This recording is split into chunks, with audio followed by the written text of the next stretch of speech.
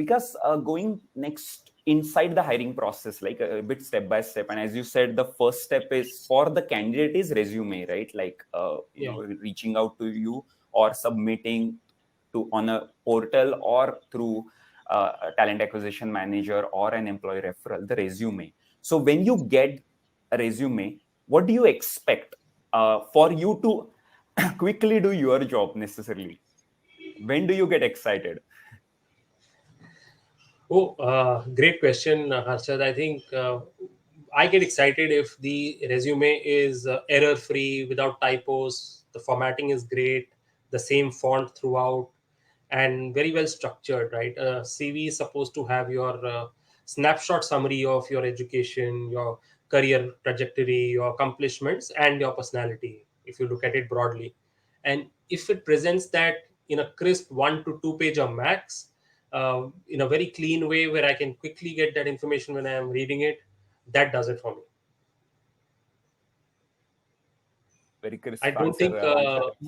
a lot of people spend enough time on their resume, and mostly I know for HR leaders and for even if you were to search on LinkedIn, for example, whenever a CV has a spelling mistake, it kind of immediately puts the hiring leaders off.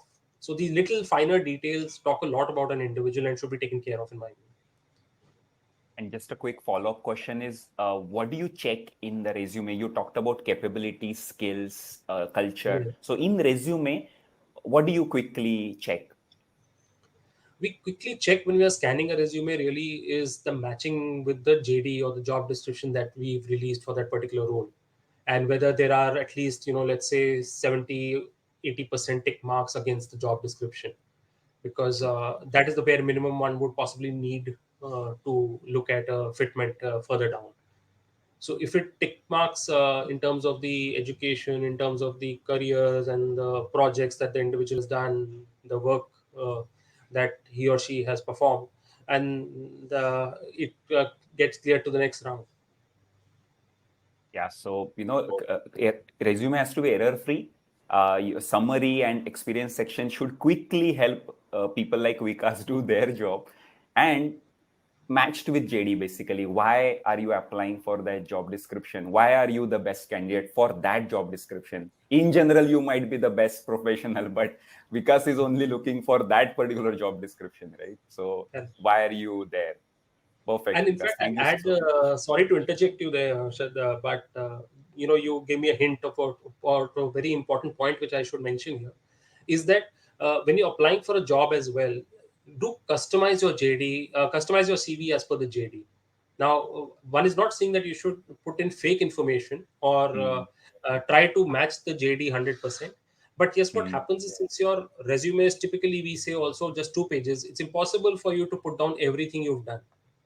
But if the job description is asking for something, or let's say a quality certification which you've done in the past, and somehow your current CV doesn't have it, but you also have that certification, do mention it. So, not typically they say that you should have at least 2 to 3 versions of your CV, depending on what kind of roles you're applying for, and then you can do a little bit of a plus minus whenever you're actually going down to submit the CV. Brilliant. Yeah, perfect. Perfect. Thank you so much.